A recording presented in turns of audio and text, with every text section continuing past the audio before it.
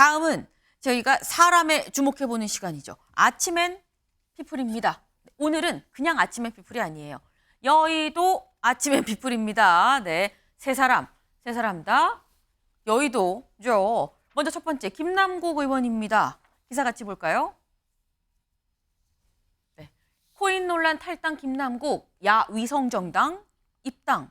네, 김남국 의원 지금 무소속이었었습니다. 그런데 야위성정당 더불어민주연합에 입당을 했다라는 겁니다. 자신이 직접 밝혔어요. SNS에 뭐라고 했느냐.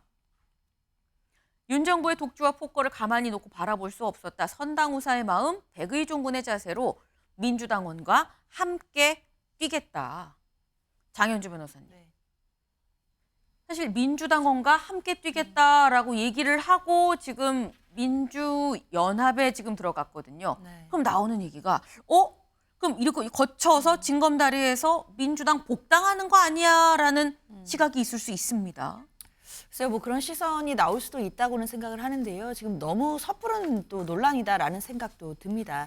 일단 지금 현재 무소속 신분이고 또 불출마 선언까지 한 상황이기 때문에요. 아무래도 더불어민주연합에 이제 그 입당을 해서 이번 총선에서 본인이 할 수 있는 역할을 다하겠다라는 의지천명으로 봐야 될 것 같습니다. 그 이후의 일들, 그러니까 총선 이후에 뭐 합당이 되면 다시 또 민주당으로 돌아오는 것이 아니겠느냐라는 얘기는 사실 지금 시점에서는 너무나 많은 가정들도 있고요. 너무나 그 후일의 이야기들이기 때문에 지금 시점에서 뭐 섣불리 논하는 것은 저는 바람직하지 않다고 생각이 들고, 지금 다만 현 시점에서 더불어민주연합에서의 본인의 역할을 좀 찾아가겠다 정도로 받아들여야 될 것 같습니다. 본인의 역할을 좀 찾아가는 거다라고 말씀을 하셨는데 김철현 의원님. 그럼 김남국 의원의 역할은 무엇이 되는 겁니까? 그래서 제가 볼 때는 뭐 민주당에 대해서 마지막 뭐 봉사를 하려고 하는 거 아닐까 하는데, 마지막 봉사. 저번 같은 경우에는 공연의식이 부족했잖아요.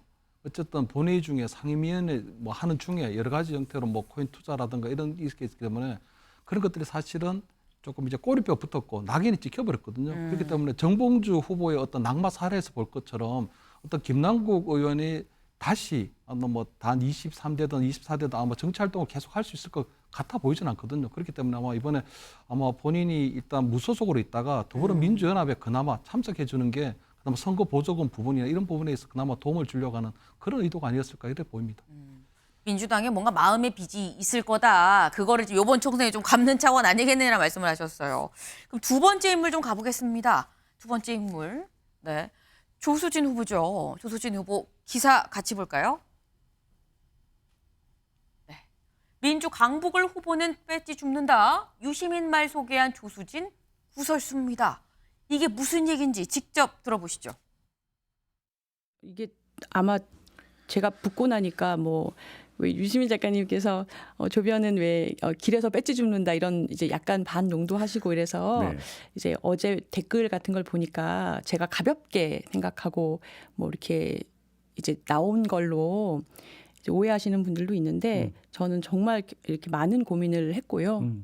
선지원 후 고민이긴 합니다만 그래서 아마 잠이 오지 않았던 것 같습니다. 네.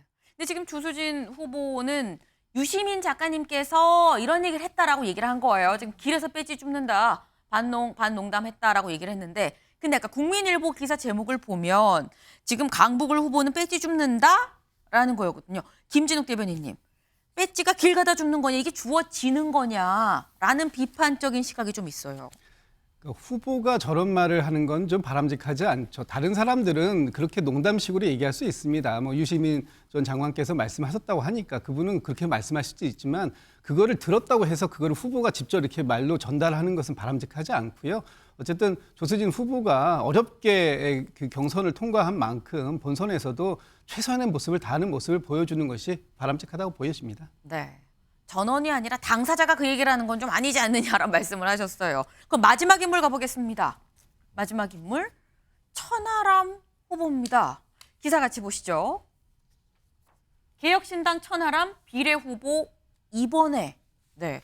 개혁신당 비례 순번이 발표가 됐습니다. 근데 2번이 천하람 후보예요. 여기 주요 경력에 전 국민의힘 전남 순천갑 당협위원장이었는데 이번에 비례로 간다라는 겁니다. 김인영 대변인님. 네.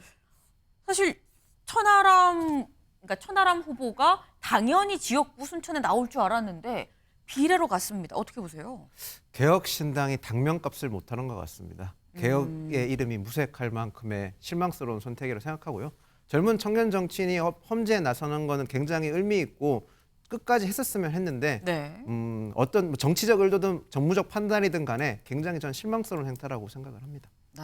실망스러운 이 결과다라고 말씀을 하셨는데 근데 지금 천하람 후보는 호남에서 그러니까 보수인데 호남에서 굉장히 좀 열심히 좀 일하는 좀 그런 걸로 좀 이미지가 되어 있는데 김철현 의원님 이번에 비례 2번으로 간 건 앞으로 천하람 후보의 정치 행보에 자칫 좀 큰 스크래치가 되는 건 아니겠느냐라는 생각도 그렇습니다. 드는데요. 아마 개혁신당이 한 4% 정도 넣으면 당선 가능성이 있거든요. 네. 그렇기 때문에 배지를 달 가능성은 있지만 어떤 청년 정치인, 그 천하람의 정치 인생은 좀 끝났다 이렇게 조금 극단적으로도 평가할 수 있을 것 같아요.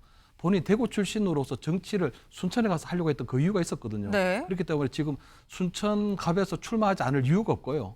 그다음에 본인이 2번을 받아야 될 이유는 전혀 없는 거거든요. 왜냐하면 2번은 다른 형태로 다른 후보에게 양보해서 되는 부분이 있었기 때문에 저는 천하람 이번에 선택은 굉장히 아마 두고 아마 후회할 가능성이 높다 이렇게 보입니다. 지금 굉장히 좀 세게 비판을 하셨습니다. 네. 저희가 준비한 소식 오늘 여기까지입니다. 오늘도 좋은 하루 보내세요.